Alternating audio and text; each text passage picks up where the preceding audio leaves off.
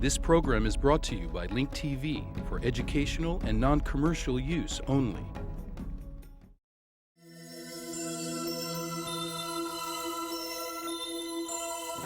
Mosaic, a daily news program from Link TV, presents a selection of news reports from independent and state-controlled broadcasters from throughout the Middle East.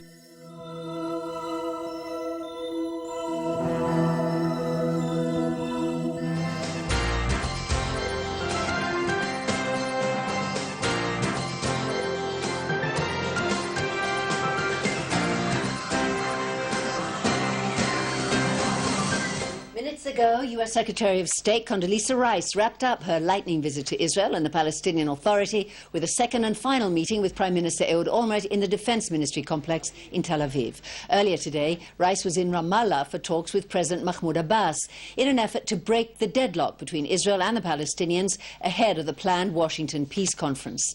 At a press conference in Ramallah, Rice said the two sides must draft a document before the Washington meeting that lays foundations for serious negotiations. Early this morning, Rice met with President Shimon Peres.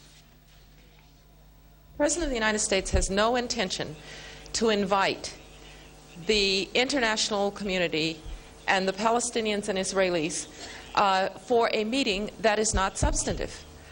We have many things to do. We don't need a photo opportunity. We need a meeting that will advance the cause of a Palestinian state. That is the only reason to have a meeting. A political firestorm in Israel today, sparked by remarks from opposition leader Benjamin Netanyahu on Channel 1 television last night. In a live interview, Netanyahu became the first Israeli official to break the silence on the reported IDF operation in Syria some 2 weeks ago. Asked about the operation, Netanyahu said he had been informed about it from the start and that he was a full partner in the decision-making process and had personally congratulated Prime Minister Olmert on his decision to act. Labor Knesset member Ofer Pines-Paz said, quote, Netanyahu's uncontrollable desire to take credit for accomplishment proves that not only for the first time that he puts his personal interest ahead of the state's. Cabinet Secretary Oved Yecheskel called government ministers immediately after Netanyahu's interview, instructing them not to comment and to maintain their media silence on the incident. Supporters of Netanyahu and the Likud accused the Prime Minister's office of creating a media spin over the remark in an effort to distract the public's attention from Olmert's plan to divide Jerusalem and relinquish the Temple Mount. And now joining us from our Tel Aviv studio to discuss the latest scandal involving opposition leader Benjamin Netanyahu is Zalman Shoval, former Israeli ambassador in Washington and an advisor, I believe, to Mr. Netanyahu. Thank you very much for joining us, Mr. Ambassador.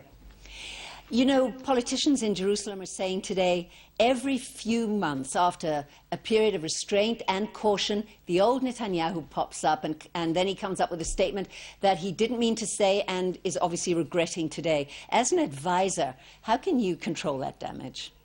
Which politicians are saying that? Objective politicians? Look, Leah, let's be serious. This isn't even in a tempest in a teacup, it's a breeze in an espresso cup. Who has been flogging all these news or worst-kept secrets about the Syrian operation or non-operation? Netanyahu? Is Netanyahu benefiting from that?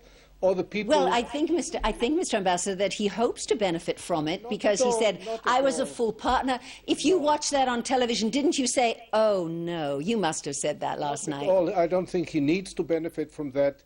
I mean, he's benefiting from his standing in the country, from the messages which he shares with the public. Yesterday he had a very important meeting with Condoleezza Rice. I think that's the subject we should be discussing. This is obvious local politics.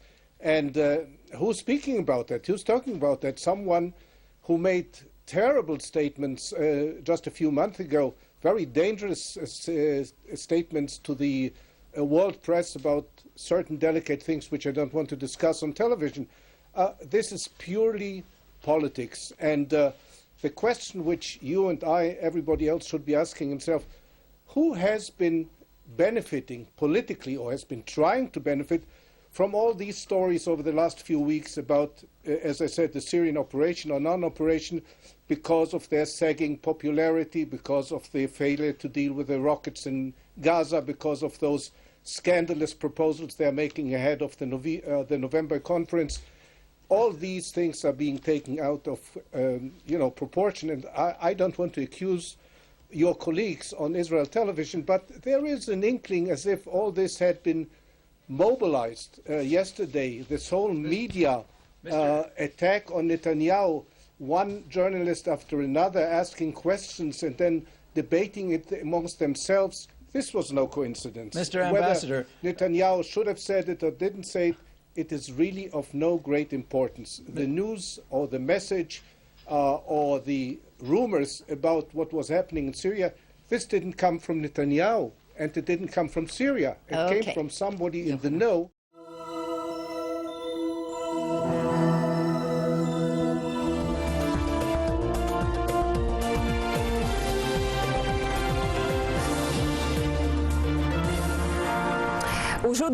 The presence of the U.S. Secretary of State in the area did not stop the Israelis from taking new hostile measures against the Palestinian people.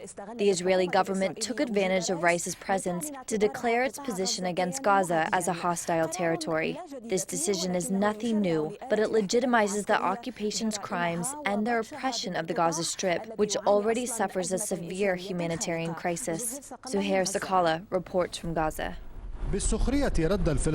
Palestinians in Gaza responded with sarcasm to Israel's declaration that Gaza is a hostile territory. They pondered, when was Israel ever a friend? Israel is the reason behind the siege and the suffering.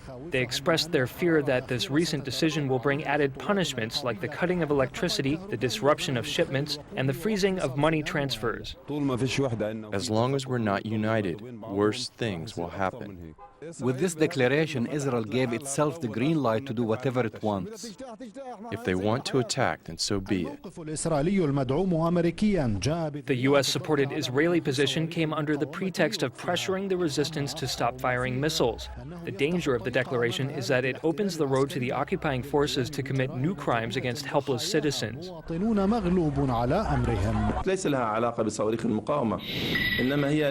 This has nothing to do with the missiles from the resistance. It's a U.S. Zionist plan that aims at erasing Hamas from the political map of Palestine and the world. They will continue to punish the Gaza Strip until the people overthrow Hamas.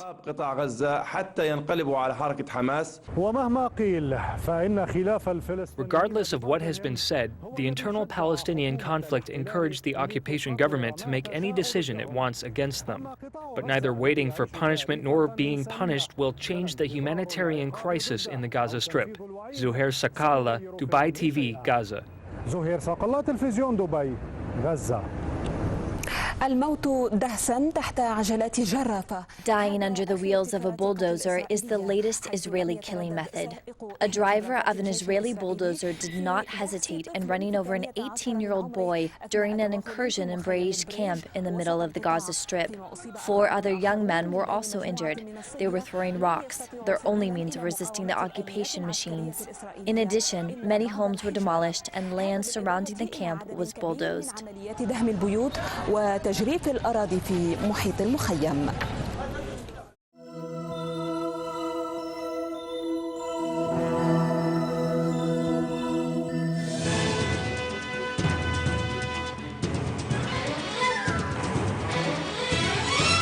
In her wedding dress, a Syrian newlywed has broken the shackles of the Israeli occupation and returned to the arms of the motherland, Syria.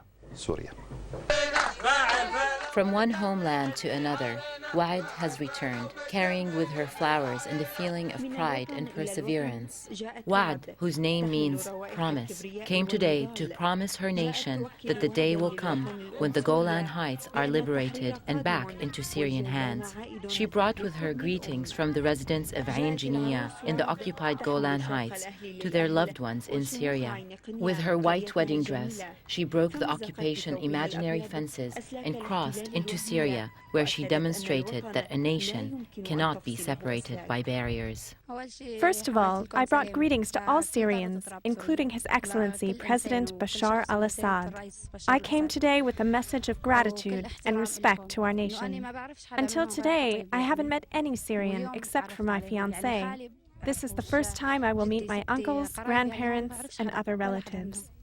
God willing, the Golan Heights will return soon to the arms of our motherland, Syria. Until this happens, our celebration is not complete. Since the morning, the relatives of the bride were anxiously waiting for her near Al-Quneitra border crossing. Among the family members who came to welcome the bride were her sister and uncles. If we cut our family ties, everything turns to the worse. For that reason, we always encourage our sons to find their prides in the Golan Heights. I'm very happy today. The bride's mother was very young when she was separated from us. My son is now getting married to her daughter. I haven't seen my brother since he was a child. I'm very happy to see them, but sad to say goodbye. Wa'ad will not be the first or last to break away from the occupation. Syrians continue to try and make daily contacts with their families in the occupied Golan Heights, where Wa'ad made today's headlines.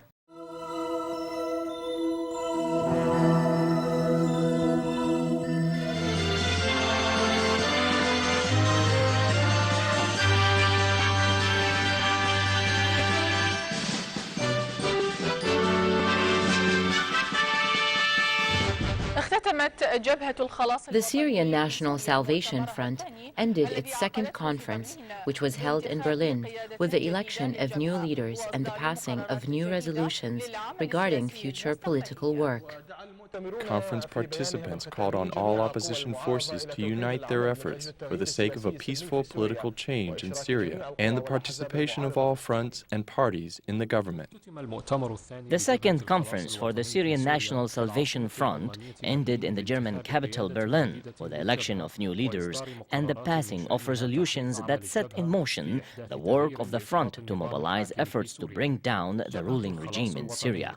At this conference, the National Salvation Front, which was established in the Belgian capital Brussels in 2006, called for unifying the Syrian opposition forces in order to achieve two main objectives: using peaceful means to bring down the ruling regime and remaining committed to establishing a democratic regime that represents all sectors of the Syrian public. The conference succeeded in reaching a clear and definitive vision and putting forth a specific plan to monitor and implement its objectives of liberating Syria and saving it.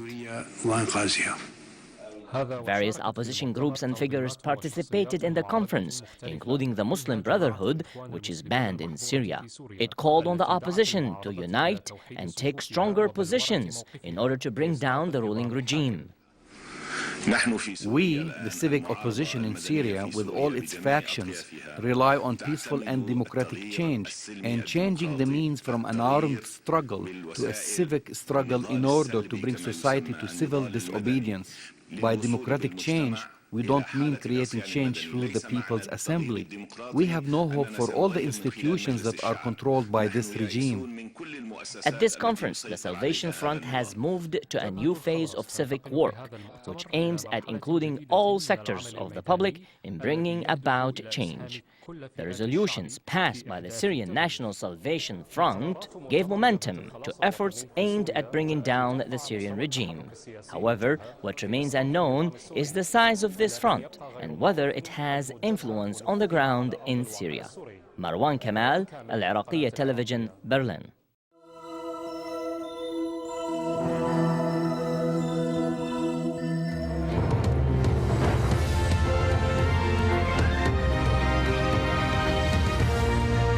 The assassination in Lebanon has highlighted the intensity and complexity of that country's political crisis. Lebanon is paralyzed by the standoff between the government and the opposition, and now there's a bitter dispute over the election of a new president. Next week, Parliament is due to begin the process of picking a successor to Emil Lahoud, whose term ends in November.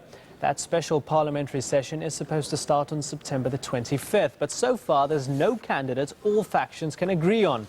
And there's no agreement on how the new president should be elected.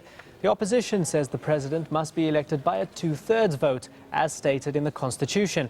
But the government faction, March the 14th, says the president can be voted in by a simple majority, 50% plus one vote. Well, at the moment, the pro-government camp has that majority, but the killing of Antoine Ghanem has reduced that majority to just 2. Well, a little earlier, I spoke to Usama Safa, General Director of the Lebanese Center for Policy Studies. I began by asking him how influential Antoine Ghanem was on the Lebanese political scene. Well, it's not so much as his influence on the scene as much as it is him being a member of a dwindling majority in parliament. He was a main pillar of this majority. He is also someone who would be needed if a parliament session were to be held and if a president were to be elected.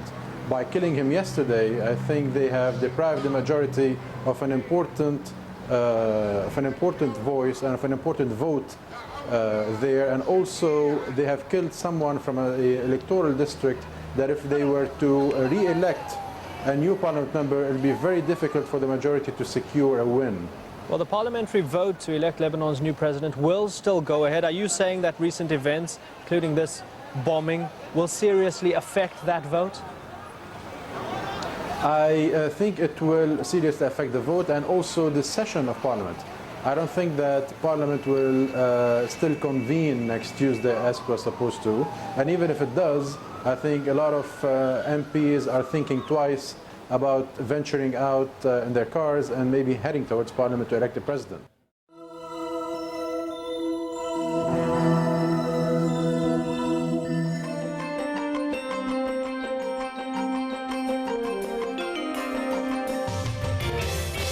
Hello and welcome. Once again, Lebanon is in mourning. Today, it grieves the loss of MP Antoine Ghanem, another figure of the parliamentary majority. His murder appears to be a bloody scheme to strip the March 14 coalition of its majority, just 6 days before a scheduled session to elect a new president. Ghanem, who is to be laid to rest tomorrow, did not perish alone. 4 people died and 71 were wounded. Sarah Khouri reports. Another explosion, another assassination. Its target, another Lebanese leader allied with the majority in government. A 40-kilogram strong car bomb explosion shattered MP Antoine Ghanem's black Chevrolet sedan as it drove in Sinetfil. MP Ghanem is not alone in losing his life. With him, this explosion killed his driver, Antoine Ghraib, one of his bodyguard, Tony Daou, and 2 civilians. Ghanem's second bodyguard, Khalil Fayyad, who was sitting next to the MP, survived. At the hospitals, political figures gathered in support of Ghanem's family as the loved ones of the remaining victims rushed for news. Some were relieved to learn their kins escaped with injuries, while others were not so lucky. Ghanem was the 8th member of majority in government to be assassinated since the February 2005 murder of 5-time Prime Minister Rafi al-Hariri. Ghanem's death reduced the majority in parliament to 68 members out of the 127-member House, with numbers set to play a key role in the presidential vote to replace the current head of state, Emil Lahoud. Fellow MP Antoine Andrao said Ghanem had called him earlier in the afternoon to ask him where he could get a bulletproof car. Ghanem's daughter, Monia, told AFP that her father had returned to Lebanon on Sunday after about 2 months abroad, like most of his colleagues in the anti-Syrian ruling majority, for security reasons. Ghanem is to be laid to rest tomorrow at noon in Ain al-Rumene. Civilians are also paying the harshest price. It is in this car that 1 civilian died. The question remains, are assassinations going to end once a new president is elected? All the Lebanese can do is wait and hope.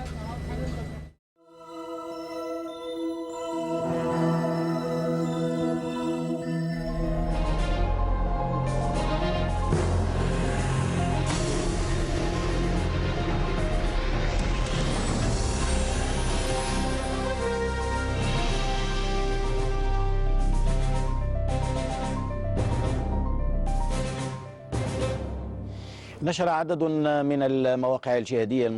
number of websites that call for jihad and affiliate themselves with Al-Qaeda announced that Al-Sahab Media Network will release a new recording for bin Laden, the leader of Al-Qaeda. According to these websites, bin Laden will talk in his next tape about what he called the war against the Pakistani president Pervez Musharraf and his army.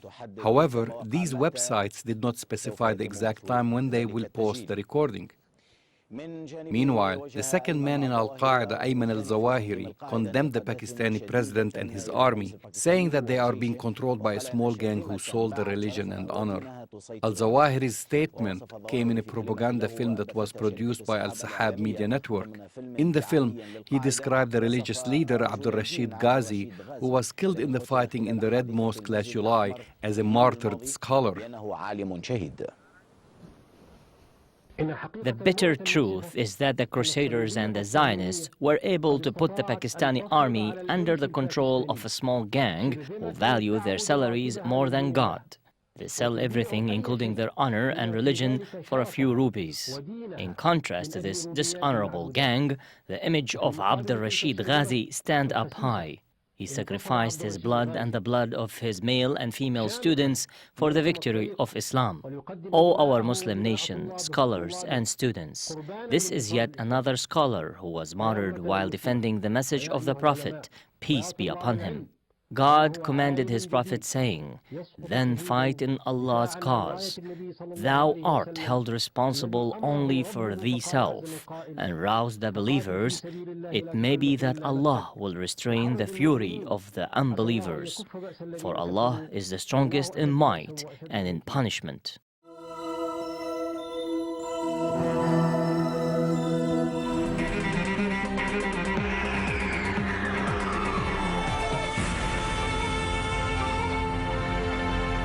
In Britain, the conversation about state-funded religious schools escalates with a rise in voices that oppose these schools for allegedly teaching segregation and isolation instead of assimilation. The Secretary of State for Children, Ed Balls, confirmed his desire to remove all obstacles in the way of funding religious schools and adding them to public schools, including Islamic schools.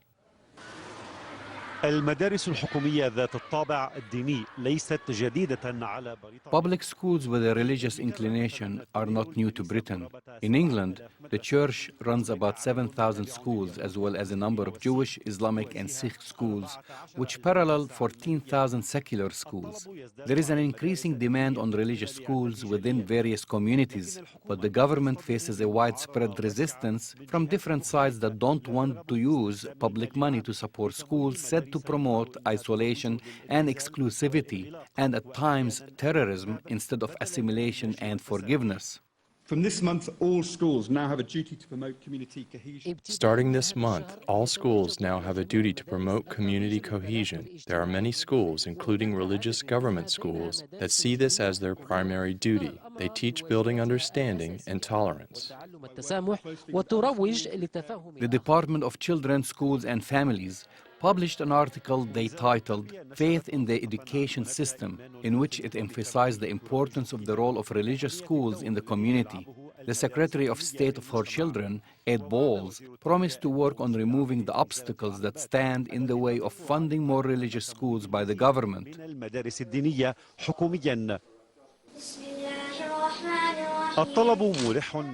There is a high demand by the Islamic communities, which own 115 private schools, where 30 schools want to become public. The government currently funds only 7 Islamic schools. The process of application can take anywhere from 1 to 1.5 years. This is the 3rd school I ran, which will become public. All religious schools are required to submit the same application if they want to become public without discrimination. Public religious schools teach the same educational curriculum as the secular schools, but they emphasize the role of religion and connect it to some educational materials. There is a clear intention from the Department of Children, Schools and Families to fund more religious schools, including Islamic ones. The department is currently working on envisioning the first mixed Christian-Islamic religious school. Anton Khoury, Al-Arabiya, London.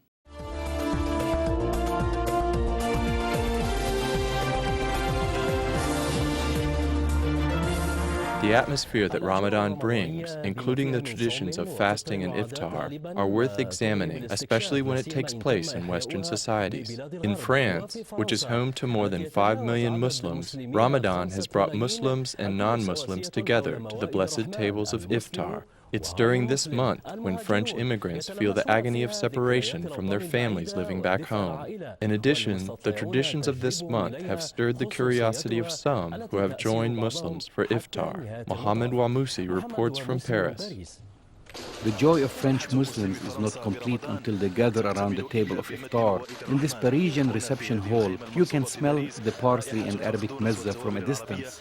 This scrumptious iftar buffet includes an exquisite mix of Ramadan favorites such as grilled chicken dishes and mezza. The iftar buffet was made possible by a French organization named Shorba lil Jamia, or Soup for Everyone. Soup for Everyone organization provides iftar meals during the month of Ramadan. Since it was founded in 1992, the organization has been providing meals to the people. Ramadan is a month for charity and giving. More than 2,000 meals are cooked every night at the kitchens of Soup for Everyone. Some of those who come to eat at the center are either single or married to someone living back home. I'm not one to cook, so I come to eat in shurba. The workers in the soup kitchen are volunteers who want to provide a good service to the community, including the Muslims and non-Muslims. The center is open to everyone regardless of their faith. I like the atmosphere in the center, where everyone is nice. This is why I always come here. I joined the Soup for Everyone organization 6 years ago, and every year I take time off during Ramadan in order to do volunteer work for it. Hundreds of seats are available in the center, and the iftar is served in 2 sections. While most of the people who come to eat in the Soup for Everyone kitchen are single men, you sometimes see families, including women and children.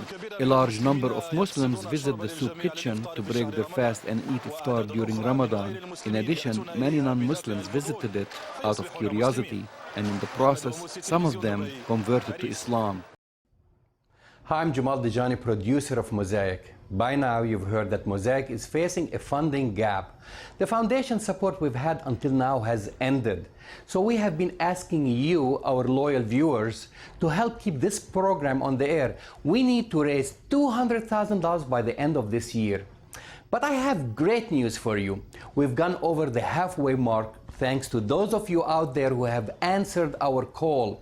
The names on your screen represent just a few of the hundreds of people helping to keep Mosaic strong. And along with your contributions, you've also sent us your encouragement. I want to take a minute to read some of your kind words.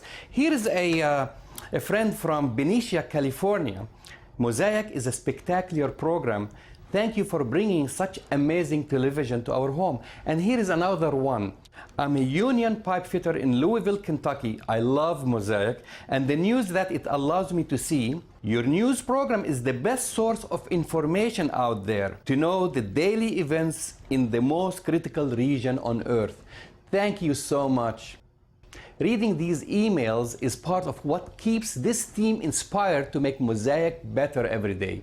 We now not only bring you 36 Middle Eastern broadcasters on the web, on your television, but also have daily podcasts and a weekly Mosaic intelligence report with the latest analysis of the news.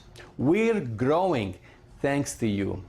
Our fundraising goal is now within reach, but we're only halfway there. So if you have not yet donated, please call the number on your screen now. Together, we'll keep this independent source of news available to everyone, everywhere. Thanks for supporting Mosaic and Link TV. Mosaic needs your support. Help us reach our goal to raise $200,000 by the end of the year to keep Mosaic on the air.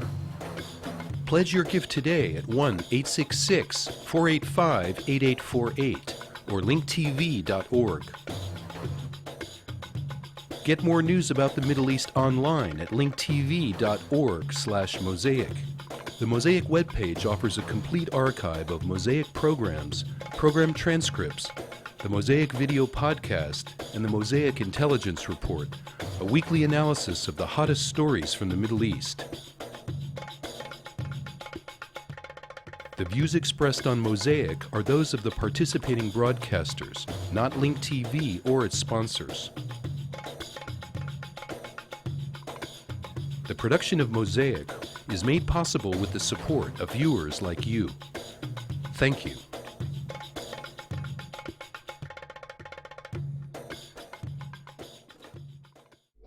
This program was brought to you by Link TV for educational and non-commercial use only. Link TV is the only U.S. television network devoted to global and national news, with uncompromising documentaries and diverse cultural programs. Programs which connect you to the world.